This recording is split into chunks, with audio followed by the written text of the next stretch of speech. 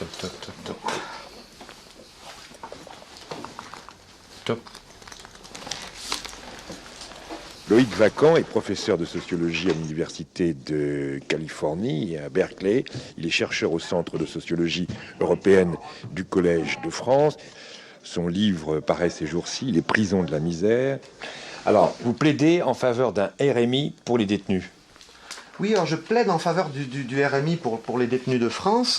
Les détenus de France ont été exclus systématiquement du RMI, alors que ça permettrait de diminuer les raquettes au sein de la prison.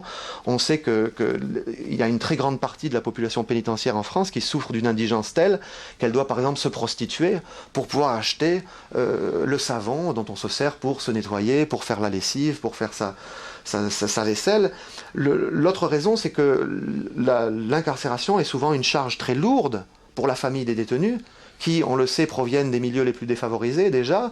Donc ça aiderait à soulager le poids économique très, très, très grave que représente la détention pour les familles, qui sont en quelque sorte pénalisées, alors qu'elles n'ont pas commis d'actes délictueux ou criminels. Et puis la dernière raison, qui est une raison symbolique, qui en quelque sorte me paraît à elle seule suffisante, donner le RMI à un détenu qui aurait droit à l'extérieur, c'est marquer que ce détenu continue de faire partie de la communauté civique, donc il n'a pas été exclu de la société, il y avait droit à l'extérieur, donc il devrait y avoir droit à l'intérieur, et c'est donc minimiser la séparation, le marquage symbolique, le stigmate qui pèse sur les prisonniers, et donc aider, en tout cas, moins freiner leur réinsertion à partir du moment où ils ressortent.